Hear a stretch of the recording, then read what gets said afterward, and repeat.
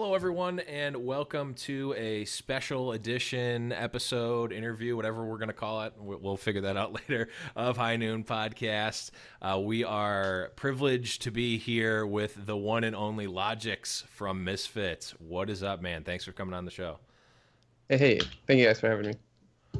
Really awesome. And we're recording this on Sunday, our time, so we got to see you play some awesome matches against Bazooka Puppies and secure your spot in the Contenders playoff. So congrats on that. Yeah, thank you very much. Very happy to obviously get that spot secured. Yeah, it was quite awesome watching that. But we'll be talking much more about Contenders and Overwatch League and all that stuff in just a second. But let's take a little bit of a step back and talk a little bit about you, Logix. So we like to start the interviews off with just getting an idea of your video gaming and gaming background, like what got you into gaming. I think like most people start off at a pretty young age. I was the youngest of three brothers, so having older siblings, we already had a PC in the house, and you always had a little competition going between the brothers, who's better at video games. So got the competitive vibe from a very early age. Started off playing Star Wars Battlefront 2. Played that for a few years, moved on to Call of Duty 4, played that in a competitive environment. Eventually that game ended up dying.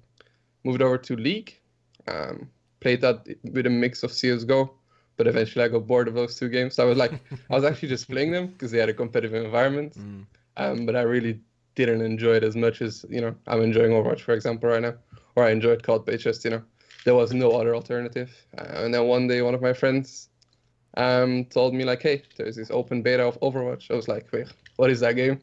I decided to check it out and got absolutely hooked instantly about it. That's awesome. So you just like almost randomly started playing Overwatch. Yeah, I actually had no idea, like, because people talk about the closed beta and everything. I'm like, I didn't even know the game was a thing before open beta, so. That's awesome. So you just kind of stumbled upon Overwatch, and now you are, as many would consider, a star of the game. So that's pretty awesome. Yeah.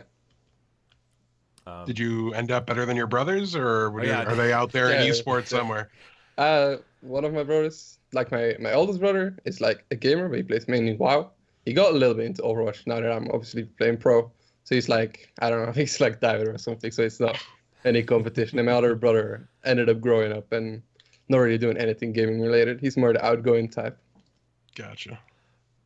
Well, couldn't possibly be more successful than professional Overwatch player. So yeah, we're considering you the winner here. You've got pretty the High Noon good Podcast level. medal. Yeah. Well, let's talk a little bit here about your time with Misfits and the team as a whole.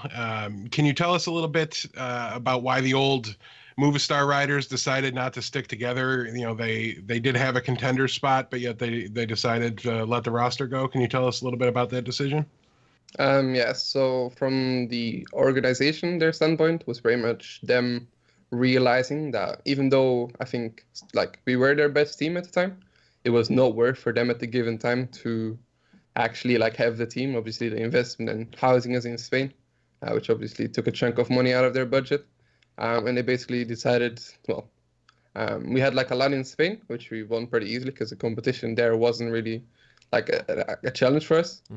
But afterwards, we were supposed to rediscuss our contracts because they were about to end. And they basically told us, it's not worth for us right now. We wish you guys the best of luck. We'll help you for other opportunities. But at that point, obviously, results were lacking. I think we had our peak in Overwatch Pit League. But after that, our results started to drop a little bit. Ending that streak was pretty much everyone getting individual offers, especially me, Swoosh. I think me and Swoosh were the two individuals that actually had other offers on the table. So, the team realized good enough that getting picked up by an org at the time, like as a group of 6 people, was fairly, wasn't really reasonable at the time because every org was pretty much dropping their team, and the chances of us getting picked up as 6 was unrealistic at the time. So we pretty much said that people that do have individual offers are going to go for them, and others are just going to, maybe stick together. That was the original plan, but obviously that ended up not being the result. Can you tell us a little bit about how you were contacted about joining Misfits, how that whole conversation got started? Well, originally they contacted Swoosh first, actually. I think because they were playing together in World Cup, and I think he got in talks with them somehow about possible roster changes. And Swoosh told me one day, like, hey, you know, I have this offer from Misfits, but they're actually interested in you as well. So I was like, oh, that's really cool, right? I had different offers. I think I had 3 or 4 different offers. I was like looking into, but obviously Misfits had just announced their Overwatch League roster, and obviously just the guys in general. I've always looked up to them, and obviously having a chance to play with them is, you know, was a really good chance for me. Yeah, definitely. You know, just the opportunity to work with a team that's headed to the Overwatch League feels like an extended tryout. You know. Yeah, exactly. But yeah, what are your thoughts about Swoosh moving to tank? I definitely didn't see it coming. I'm not gonna lie. It was very strange because at first it was discussed that I think it wasn't even anything discussed about that Swoosh was going to tank. That was something that was brought up later. Obviously with Reinforce not being on the starter lineup anymore. I'd say he made a good transition so far. I was really surprised. The first scrim he did, he actually did really well. And I was like, you know, is this just a one-time thing? But he actually has upheld a very good level, at least on his monkey so far. We haven't really dipped too much into the Reinhardt, but the times we have played with him, I'd say he actually did fairly well for now. Nice. So obviously. Yeah. So might not just be beginner's luck, is what you're saying. It's good. No, it's good. No. I think he made his swift transition. Obviously, he came from the Genji, so it's not like he played in a backline before. He played in the front line already, so he had that advantage, I guess. But overall, you know, he made a good transition. Right, Monkey's kind of like just a fat Genji, right? I wouldn't say so, but yeah. So sadly, like that's not the worst comparison. Like that should be a worse comparison than it is. You'd think it would be. I just came up with that on the spot too. And then of course you have Tavik, aka the Plupster, as well, on skinny Genji. Yeah. So, you know, with Overwatch League coming up, and I guess the whole team scenario being kind of in flux for almost everyone. Are you guys planning on staying in EU, or are you moving out to NA? Do you know what your plans are? And obviously, I don't think there's any official like date for Overwatch League start yet, but it has been announced that the first season is going to be all played in LA. So it's a given that every team that is going to participate in Overwatch League is going to be moving to NA. But we don't even know, you know, the dates yet. So it is happening, but I don't know the time frame of it. Gotcha. And who do you think is the stronger region right now, EU or NA? Ooh, that's such a bait question. I'm actually not sure. I feel like it's been so long since we actually competed against them. I think my last sense of what NA was like was at Take TV, where I think we had like a very weak performance as a team. So I would rate NA maybe, I don't know. I think obviously with Envious just looks so strong right now. Maybe Envious is better, but I think overall the top level, I think EU is still slightly better. I don't know, that's just my sense. So obviously I play in EU every day, so I feel like it's, you know, I feel like I have to say EU. I completely agree with your assessment there, so I'll share the heat with you if anybody's upset about it. We're really just trying to get people to argue with us, and argue with you by extension. But no, it's definitely it's tough. And we were talking before the show about how there really should just be the show match at the Contenders Finals. Like why aren't we seeing the show match? Like we want to see the winner of NA versus the winner of EU. Like why can't we see that? Yeah, I actually think everyone wants that, to be fair. I think it's pretty absurd flying out always a top 4 EU team and obviously a top 4 NA team over to LA and to not let them actually participate in, like, even if it's just a show match. I would rather have them mix the competition, but I get that they might not want to do that, but at least give us a show match of some sort. So just talk about it with everybody that makes the playoffs and agree that like the EU champion is walking out on stage uninvited at the end of the NA finals. Just pick up the headset. All the teams just stand there and look at each other until they clear the computers and get them ready to go. No, they should just do it like that's what needs to happen. Professional wrestling style, and like after NA is crowned, just like have the EU music just start playing, all the lights go off, and just have you guys having, of course, Misfits, who is going to win Contenders, at least my pick. It just comes out, like rises from in the middle of the stage and just starts playing. I think that, I mean, you heard it here first, folks. We're doing Yeah, a professional that's wrestling happening. style. Exactly. 100%. I spoiled it here. Well, let's move the focus of the conversation a little more centric to the Overwatch League coming up. Obviously, that's all that's on almost everybody's minds right now, and when you think about the future of Overwatch. So, can you tell us, has the organization talked to you guys or contacted you about signing you for the first official season of the league? Have those conversations been progressing, or I'm assuming they've been started considering the period's open, but the signing period. Yeah, obviously signing period has started beginning of this May. Yeah, I think beginning of this month. I think they started up until now, end of October, I believe. So obviously those conversations have been started. But I can't say too much about that, Okay, yeah. All very, very restricted. Yeah. We've been trying to get we've gotten little pieces of info from some of the folks we've talked to, but we're not trying to grill you on anything that's going to get you in trouble. Yeah. We just want as much as we can get, and then a little bit more. Yeah, of course. So we'll ask you this, and this can be completely void of anything that you have talked about or discussed, so don't worry about that. But if you could choose, like, what is your dream location to play in? Like, if you could choose any city in the world to play Overwatch in, or any just like what is your dream location for an Overwatch League team? That's pretty hard, actually. I don't think I would pick Europe, actually. I don't know why. Europe wouldn't be my first pick, I believe. I don't know, probably Korea, like Seoul, would be pretty nice. Obviously, because the culture is like very embracing of esports. I guess it would be, yeah, I think that would probably be my pick. That's just purely based, yeah. It's based on the culture around esports and whatnot. Yeah, honestly, that's probably a pretty good pick. I mean, we've heard folks say, "Oh, I'd pick my hometown." It's like, okay, we get it. Yeah. But I like this less one. awkward conversations at the grocery store about what do you do for a living? Like, I play video games for a living. It's complicated. Don't worry about it. It's okay. I make 4 times as much as you. It's okay. Don't worry. But I mean, you see, here's the other thing. It could have the opposite effect in Korea. You could be too famous in Korea. You could be like a celebrity, and people would just be like mobbing you down.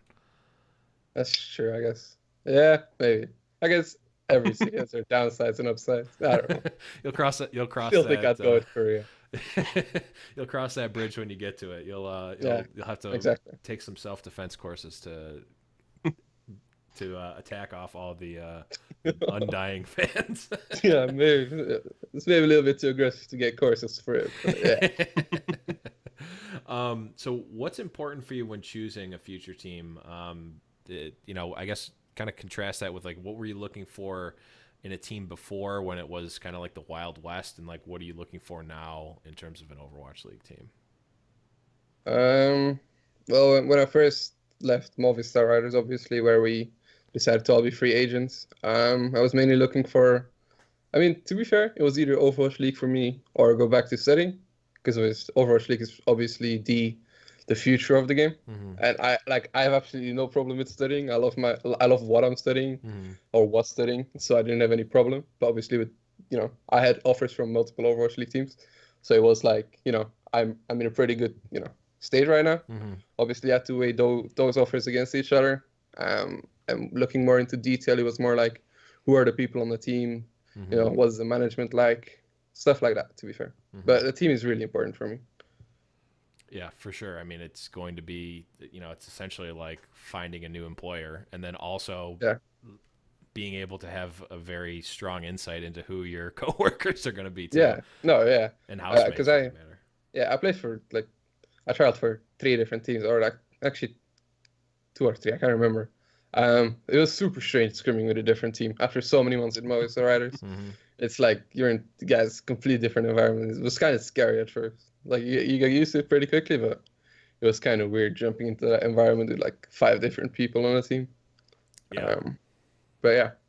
For sure. I mean, and in regards to, you mentioned you've gotten, multiple offers from different organizations, and obviously you don't have to get into the nitty-gritty of that, but Do you have like one of the questions that a lot of folks have been asking is, do you have like an agent or someone that is helping you with those, or are you just kind of fielding all the offers and doing all the negotiations yourself? Up until my Movistar Riders, well, after my Movistar Riders contract, I basically decided that, with Overwatch League coming up, it's such a big thing. I don't want to be stuck in a contract or sign myself into a bad contract. Yeah. Because I feel like a lot of contracts out there who are very very bad for the players themselves. So I decided to get an agent myself to represent me. Yeah, obviously someone who has more knowledge about me about a contract. Obviously I can read. Obviously I read through every contract, and if there was things I didn't agree with, I would ask the company. What does this mean, or what does this give to me, or what does that give to you in certain situations. But obviously an agent helps out with that. Like then it makes just things 10 times easier, to be fair. Yeah, that's awesome. I'm really glad to hear that, because we've just kind of been guessing. I mean, you don't really hear all that much about agents and whatnot in esports, at least not publicly. So it's nice to know that you guys have some representation and aren't getting put into a bad situation. I think Overwatch is one of the few esports, or like at least games, where most players, I want to say, have an agent that represents themselves at the top level, at least. I can't speak for tier 2 or whatever you want to call it serious now. Is your agent taking on any gold level players who just? No, I don't believe so. Oh man, well, I'll try. You could always try. I know. You could always try. So in that vein, what has or how has the first real public signing of Sinatra for 150K a year, has that affected your negotiations or the talks that have been going on with teams? How has that affected your kind of contract negotiations? Obviously it's the first salary that is public right now, so it's kind of, you got to be careful with what you start discussing and whatnot, right? Because obviously it was, I think the article even said that it was a discussion between Cloud9 and NRG. Obviously, both orgs have a good backing, so I don't think it's fair to expect from any organization to now start paying 150K for whatever player. Obviously, Sinatra is he's a really skilled player. I've only played against him a handful of times in scrims, I think, like maybe 2 or 3 times. So it's hard to tell. Obviously, I guess it might be controversial because he won't be playing for the first season, right, or part of the first season. So I guess that could be. I don't know. I think it's hard to judge what is a player worth at the moment. Yeah, for sure. I mean, it's just really, we only have one data point, so we're just kind of trying to extrapolate. Like do you think there's like so many question marks as well around it, For sure. But do you think that, we'll put it this way. What do you think like the top contract could be? Like, are we going to see like a $500,000 contract, $1 million contract? Or what are your thoughts on that? No, I think that's I think that's far over the top. Obviously it's something very new. And like I get where people are coming from. These orgs are paying 20 million or whatever amount for a spot. They obviously have the backing to pay players that much. Obviously, a lot of players are unproven, maybe, especially because it's going to be a LAN environment for so many weeks or whatever, how long a season is going to be. I don't know. I think it's hard to, I don't actually know.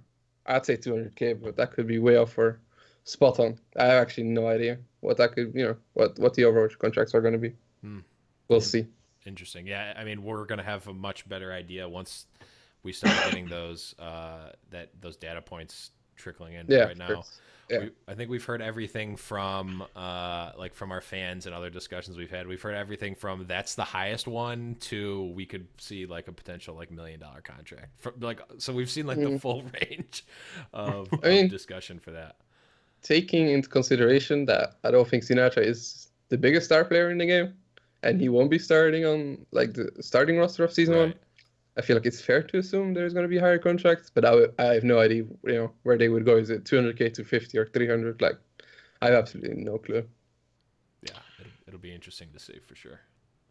Well, it sounds like you just put your mind in the the position of somebody that's making a roster decision right now. So I'm going to ask you to do that again. If you were fielding a team and looking at players, what would you value more, a deep hero pool and a flexibility, or just being like an all-out superstar on one specific hero? Whether it's a super meta hero, obviously we'll assume it is a Tracer or something like that. That's a hard question. I feel like for the past few months you were able to get away with like people who are very set on one hero, I'll put it. I think towards the future, it's obviously important to think about a roster that will be able to flex to more than just those static heroes. So I'll probably edge towards a more flexible roster, but at the same time, it's announced that a roster can be 12 people. So obviously there is a chance like you can pick up a one-trick Reinhardt and a one-trick Monkey, because that's obviously going to be, I mean, as far as we know, the two main tanks. So you could swap them out in certain situations. But I think in general, you want people who are flexible. It was pretty disrespectful to Orisa, I'm pretty sure. But, we go that way. We will let it slide because you were right to be disrespectful to Orisa mains. So what do you think now? You mentioned the 12-man roster spots. How do you imagine teams utilizing them? We've heard a couple different answers. From I don't think they carry 12 people to they have a full second team that they can just hot swap. And, you can also have like a developmental thing. So which do you think is the most likely scenario, or how do you think teams will manage the extra roster spots? That's hard. I feel like, I think till date, I think only Immortals has been a team that's fielded more than 6-man rosters, obviously picking up Envy and swapping him out, right? Am I correct? I think Immortals is the only team that is. We've seen it with, definitely Immortals. I think we saw it with the old Fnatic roster, or maybe it was at some LAN tournament. I think they had a couple extra people, but for the most part, it's mostly just been Immortals that has. In recent memories, I guess only Immortals. Sure. So I feel like people or like organizations are kind of wanting to play it safe for now. I think obviously most are going to look at a stable 6. They might look into like 1 or 2 more options, but I don't think people are going to go all out for season 1 yet and like be like, oh hey, let's pick up 12 people. I don't think people are going to go that crazy. Yeah, especially since like scrims will be a lot easier to find. You guys are all going to be geographically very local to each other. It'll be very easy to organize scrims against one another and things like that. Yeah, so for sure. There might be less need for that 7 to 12 for the beginning. Yeah, maybe. Well, we'll stop grilling you about Overwatch League so you don't have to worry about all your non-disclosure agreements, and we will just take a look at some more general Overwatch topics here. Something that's been hard to ignore is the fact that we've been seeing a little bit more Junkrat, whether it's on ladder or in the tournaments, and I don't know if that's just Taimu likes to troll people or not, but can you tell us what your thoughts are on the recent Junkrat changes, and really the same for the upcoming D.Va and Mercy changes? How do you think those are going to impact things? If we're talking Mercy, he's obviously on the PTR. Junkrat is already on live servers. And then, Junkrat is a pain in the ass. As a Tracer player, oh my, that sucks. The double bomb is extremely strong. Like, extremely. Divik can't stop talking about it. He's super excited for the patch. Like, it's actually insane. I'm glad I'm on a team with Divik, because I think I'm going to start despising my life a little bit more day by day when Junkrat is going to be meta. Yeah, it's scary. Like, Junkrat is definitely in a good state where he's in right now. And the tire. Don't even Interesting. Oh, yeah, the tire is insane. The first time I ever, flew with it, I was just like, wait a minute, did that really just have... That's not okay. It doesn't even make sound when it's, flowing in the air. It doesn't even make sound. So it's literally just, a silent bomb that's landing on your face. Like, killed 3 people. It's unfortunate. Yeah. So that's gonna be rough. As far Mercy, I fail to believe she's gonna be released like this, or at least I hope so. Because obviously what we saw on the PTR was absolutely Super Mercy, though? Ridiculous. A support win that can pop her ulti and then no value healing because she can do more damage herself is that shouldn't be a thing. But I'm sure they're gonna change some stuff about that. Interesting. Yeah, I mean, I think we've talked about that. Okay, they push the boundaries for Mercy at the beginning, just to get people to get a feel for it. I think they're probably going to tone it back down. Yeah, exactly. Yeah. So, moving on here, I got myself in a little trouble last week when we were talking about the Sinatra conversation. So I want to make sure, while I have an opportunity to discuss things with you, I get a feel for your hero pool as well.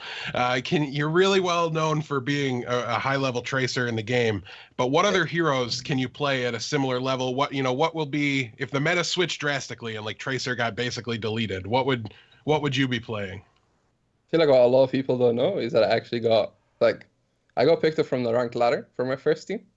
Playing mainly McCree, Soldier, and Widow. I actually never played Tracer that much until it became like a very valuable pick, obviously. Now for the past, I don't know, 6 months or more, I've been basically playing exclusively Tracer in scrims for like 6 hours a day. So obviously I got very good at that hero, but I would categorize myself as a hit scan player. Obviously being able to play Soldier, McCree, Widow at a very high level. So you're saying you basically just like stumbled into being one of the best tracers in the world, just like casually. I mean, it's like, people demanded the tracer, and like in the open beta, I think I played like 40 hours of tracer in 3 days. Like I played the game nonstop, and I played only tracer. So, like, it's my favorite hero till this day. Like I don't get bored playing it. Yeah. Well, I'm not going to lie. I'm a little disappointed. I was rooting for Torbjorn main and Hanzo main, but the dream will live on. Maybe there will be a secret Torbjorn main out there. Although that's probably just Mangachu, right? No, I was going to say Mangachu is not a secret. It's just he is a Torbjorn main, and we have a couple people in chat saying that you've shown some Bastion as well. Game World Cup. That was our last month of World Cup. Yeah, I don't think there was anything to say at that point. That was All right, secret Bastion main confirmed. Like, there's an alt out there where all you do is play Bastion. I can feel it. So we've seen a lot of matches really after Doomfist has been released, and you guys just recently played against very possibly the game's best Doomfist player and managed to win that match in Leaf on Gamers Origin. So can you tell us how has Doomfist affected your guys' game plan, or really your ability to stick with the game plan you guys had going into the tournament? Obviously with Doomfist being released, we had the Vic, because we started playing in his scrims I believe we started playing on PTR before it got released. And we realized pretty fast that Doomfist was going to be the replacement for Genji. Obviously, we were all very, very confident into Vic picking up. Obviously, he can play pretty much any hero at a high level. So, there was no worry in the team that he was going to be able to be a very good Doomfist from the get-go. As far as our playstyle, I feel like you just hope for the Doomfist to get a pick. It's actually pretty insane. With the low cooldowns he's got, like, you can just charge in, press shift, and then E out if you don't get a kill. If you get a kill, okay, you can start the fight off with a pick, and you just go from there. As far as Leaf goes in our game, the guy just takes it to another level, to be fair, right now. I don't think it helps that we played on the old patch, where the hitboxes are slightly broken, to say the least. I think I got, killed twice on Hanamura, where it was on top of the stairs, where he hit the bottom of the stairs and I died. A little bit agitated about that, but for the rest, I think Gamers Origin is probably the team right now that has the best Doomfist in Europe. All right, well, I think that brings us to the end here, Blevins, if you want to close us out. Yeah, so again, Logix, huge thanks for coming on the show. The floor is now yours. Do you have any shout outs or any messages or anything that you want to say? The mic is yours. Shout out to Misfits for being a great organization, to my teammates, to all the people cheering for us in contenders. Thank you guys very much. And obviously thank you to both of you for having me on the show here. Anytime. But now you have one goal now. So we are one step closer to getting the Plupster, aka Tavik, on the show. That has been my goal for a very, very long time. Since before you may have even found out about Overwatch. We've been following Pluppy back in closed beta days, watching him just absolutely destroy with Genji. I want him on the show. That is just my goal. So if you ever get the chance, I'll mention you guys too. Yeah. Just slip it in there real quick. But all right. Okay. I'll tell about it. And you know what? I'm actually not recording. This was just a long con to get the no, but honestly and seriously, thank you so much, Logix. This has been great. Thanks to everyone in the chat. You're getting recognized live now, so thanks again, and thanks everyone for watching. I don't really know how we're gonna close out these other episodes, so I'm just gonna say thanks everyone, and we'll see you guys at some other point in time later. Bye bye.